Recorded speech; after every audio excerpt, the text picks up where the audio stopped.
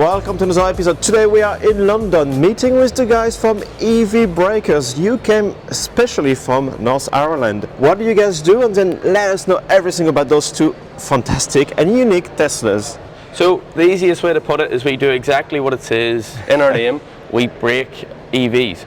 So what we do is we take crash damage, fire damage, flood damage, electric vehicles, we break them down for parts and we sell those parts all over the world to try and help you guys keep your cars on the road for cheaper and for longer. So anything from a wheel to a battery pack, you will ship around the globe. Yeah, absolutely. I even say to the guys, I'll ship the fresh air from inside the car if you want to buy that. Speaking about fresh air, you have plenty of fresh air in your freshly acquired Tesla Model 3 Convertible. So tell us what you know about this strange car. Yeah, so absolutely. There is still a lot more I need to dive into to find out about it, but the long and the short of it is we bought it off a guy within the UK who he got it built in California.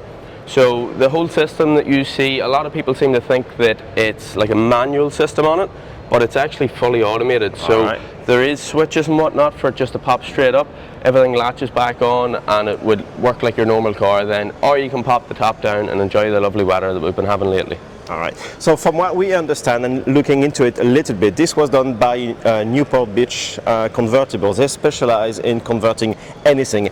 Every time a new car comes out, including EVs, they will just buy it and convert it and be pretty much the first one to convert that new shape model. The funny thing is Newport Beach is very close to where Bogdan at DSK Los Angeles is, and he's the one who did the two Model 3s with no roof whatsoever. So they're not convertible per se, but he was the first one to make roofless, but also quite cool with body kits and full custom interior. I really look forward to see what you're going to do with this, because even though it has a custom paint job, you have plans for this. So can you share a bit more? Yeah, so we're kind of playing about with different ideas. At the minute, what I'm thinking of, first of all, I know the colour does catch your eye, but I want to make it maybe a bit more of a colour that stands out to everybody. So it's not just somebody who comes in and says, oh, that's a pretty strange colour. They'll look at it and they go, I really like that colour. We'll not reveal the colour just yet. That'll come at a later stage, but we are thinking of also getting some nice new wheels for it, maybe for some 20s or maybe even 21s, depending on how big we want to go. And we're also going to look into a bit of air suspension for it as well to make it sit a little bit lower to the ground. It kind of looks like you've got 21s on those wheels, but they're actually 18s with the alloy disc fitted to them. So just a plastic disc with a special hub that makes you 18-inch wheel look like it's 20 or 21, and it protects the wheels. But yeah, I look forward to see what you fit to it. Including if you're going to drop this down all the way down to the ground, or is it just as low as you could take it? So at the minute I'm still toying with the idea, do we want to go right down to the ground, or do we want to go a bit of a reasonable height? Maybe in me, I'm probably more so of a right down to the ground kind of guy. If you're going to go for it, you may as well go for it. But I suppose we'll see what happens. It's all coming, and I'm sure we'll cover it again once we've done everything that we're planning to do to it. But hopefully over the next few weeks we'll see a big change in this one. Alright. There is a limitation compared to a regular Model 3, though, something we haven't mentioned yet. Yes. There is like a full beam underneath the seal to reinforce the structure. Yeah. So as you can see, guys, even compared to our track car Model 3, you can see such a difference because there's so much actually cut away now. In the middle here, there still is a strengthening bar added, but it's still nothing really compared to what you would usually have. You'd usually have hardened steel running the whole way up and around that your glass actually sits onto and is bonded to. Your glass is also quite a structural part of the car as well with the Model 3s, so that's why they've had to add that box section to the bottom of the sills, and it means that it adds that strength back into the car. Now with this one, as we can see on the interior, just where Jerome is at the minute, you can actually see just on the panel, it's just a very simplistic switch just down to the right of the steering wheel, and once you pop in, all you do is flick that switch and it'll just lift it back up, and then it just drops down. And the good thing with keeping the B pillars is you still have all the cameras working, so potentially FSD as a soft top or convertible. One more thing I've noticed is the rear bench seat, the back is fully bolted on, so it probably doesn't lower again for rigidity, I imagine. And you have a boot or trunk in the back. Is it slightly smaller? Yeah, so if we kind of have a look at it, obviously usually your boot would come right up to here with your Model 3s. There is a lot of wiring and whatnot that has to work for your motors for the panel dropping back down. So a lot of that is taken up here. So it is kind of more so up to about here that you would have, so it kind of cuts it off a little bit. And as I said, the power is off at the minute, but if it was on, you would see that rather than the boot lid actually coming the whole way up, it only comes up to about here, which is quite surprising. So when you have to reach right in there, it's very hard to get in sometimes if you need to get something out of your boot. So. And as you mentioned, the car has been resprayed. It was originally red, which Yep. you kind of have difficulty finding out. I know there's a couple of places under the bonnet or hood where you can tell. Now, we'll come back to this in a few weeks or months when it's all fully ready and take it for a spin. Yeah. I wanted to know more about your Model 3 performance Yes, down the absolutely. racetrack. So our Model 3 performance, now this started off life as a crash damage car. So obviously with us being an electric car breaker, from time to time we get cars in that don't need that many parts. Now this one was hit all over. Every panel you can imagine, doors, boot lid, back bumper, front bumper, bonnet, they all came off our shelves and went back onto this car. So unfortunately it was in a crash and it was damaged, but fortunately it's not getting stripped apart and been taken away and just crushed. This one is going to live on, and this one is going to live on as our race car. You can see, bar us fixing the exterior of the car, we've added a little wrap, we've added some nice wheels, some suspension. We've also added a roll cage, which is not something that you see very often in a Tesla Model 3. Now, maybe a little bit more in the States, but as far as I know, we are one of the few people within the UK to have it here. Now, we have also added a bucket seat and a hydraulic handbrake, and we always get the question, can it drift? Of course it can. So with the Model 3 Performance, you have track mode, and it means that you can set it as just rear wheel drive. So from time to time we like to have a little fun and we like to turn on track mode and of course have a little fun with it. From time to time. Maybe a little more than we should. We go through tyres quite often. So yeah, what I'd like to cover with you as well and kind of tell you is it's questions we've been getting at the show all weekend here.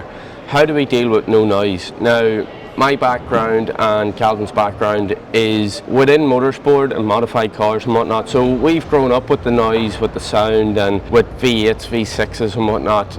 We do understand the love of the noise. We do still love it from time to time. Sometimes it can be a little bit noisy, but we do try our best to get a full mix of it. Now, obviously with a Tesla Model 3 Performance you don't have that noise, but what you do have is a full stripped out interior. And for any of you guys who have ever driven a car that's fully stripped out, you'll know that there is a lot of road noise. Now what you get with this as well is that you're also losing out on any engine noise, so the harder you drive, the more noise you're actually getting from the road, from the rocks hitting the car, and it actually feels a lot more immersive than you'd actually think. So for what you're taking away with the engine noise, you're actually making up for what you're actually immersing yourself within the car. You're getting all those noises, you're getting to actually get the feel of what's hitting the car, what you're getting with each corner. So it is a different experience. I think as time goes on, the younger generation are going to start to appreciate stuff like this more rather than the noise. So it's going to change as time goes on. It is still one of those things that's a little controversial, but what we're trying to do is we are trying to show people more and more that this is a viable option that's actually relatively cheap. I did see a Crash Model 3 Performance on a popular auction site just last week for £5,500. You could probably fix it up, cage it and have it on the track for about another £10,000. So an over 500 brake race car is quite nice for £15,000. So for less than $20,000 you've got a race car. Yeah, absolutely, and a fun race car at that.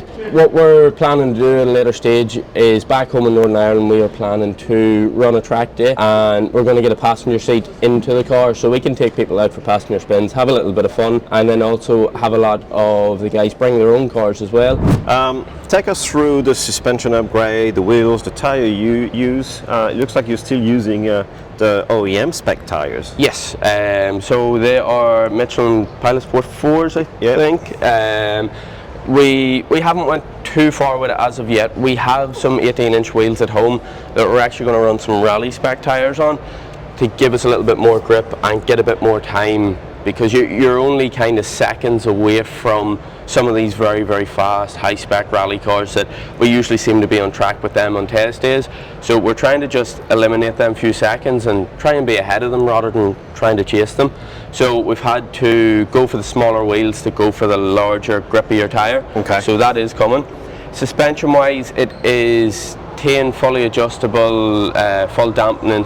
You can lower, raise it, everything like that. We have lowered it a little bit here. We probably need to sort out the stance a little bit to bring the back up a little, or maybe the front down a little, but with the Model 3s, they sit quite low anyway, so when you're on some of these tracks back at home with ourselves, they're not just these nice flat tracks all the time, so sometimes you get a little bit caught out in some of the dips. But bar that, there's not a massive amount done to it as of yet. We do have a lot of plans coming over the next year or two that we want to change it up a lot. We're going to change the style of it as well, and we're going to change up the brakes. The brakes are one thing with these that seem to cook themselves a little bit whenever you're really driving as hard as you can. Do you know how much weight you remove from the car? I think it's in and around about 150 kilos. So with the roll cage in, it's about what a car would be, you reckon, or is still slightly lighter? Yeah, just slightly lighter. So you would usually have obviously your full interior or whatnot. We have stripped the most of that out. So as it sits at the minute compared to a full standard road car, Tesla Model 3 Performance, it's about 150 kilos lighter. Lighter, okay. Now, perfect, yeah. we have a lot of brackets and sound dead and whatnot still in because we just wanted to get it on the track quickly. Okay. So as I say, over the next year or so, a lot of that will change and it'll be even lighter again. What would be the next option, accessories, performance part you would like to see design for the Model 3 Performance for the track? Probably one of ours that I've personally wanted to see for a while, and what a lot of people have mentioned to us over the past couple of weeks or so, is a big massive rear spoiler. And that's also for helping with downforce and whatnot, to try and get that grip down as you're pushing. Obviously with the Model 3 being four-wheel drive, if we're using it in terms of using the four-wheel drive, we're not just trying to drift it around. We want to try and get that rear grip down as well, along with pushing the car and getting the aerodynamics right. So along with the spoiler, we may look into certain lip kits that will help with the aerodynamics and just trying to push it on further. Tesla have done quite a great job in terms of setting it up for the aerodynamics to get as much range as possible, but it's a little different when you're on track. So we're playing about with different things all the time, trying to develop things. We are looking into, as you can see, we have the fog light out of here at the minute, and what we're looking into is possibly making ducts to run up the cooler brakes. So that is something that we're thinking of developing in-house, and then we could maybe provide for some of the guys who are going to drive their own Model 3 a little harder. I've noticed you have a metal roof. Yes. Is it for weight or is it for another reason? So at the minute, the metal roof is here as a bit of a temporary. What is going to happen, so in motorsport, you're not allowed a glass roof. Okay. So even though this is the rear window, and we would all call it the rear window, it is still technically the roof up to about here. What we're going to do is, once we remove this and remove the rear glass, we're going to put a full carbon fibre panel from the back up until the windscreen to save weight and also for it to look nice and cool. Okay. All right, if people want to place an order for parts, not only for Teslas, but any EV, any generation, where should they check you out? So we're very easy to find in terms of, if you search for EV breakers, you will always find us. We got probably one of the best names within this business. But evbreakers.com if you want to go on and check for any of our parts to see if there's anything that you need. If it's not on the website, absolutely pick up the phone and give us a ring. If we can't find it, that it maybe hasn't just come in yet, we'll talk to one of our partners and we'll get the parts sorted for you.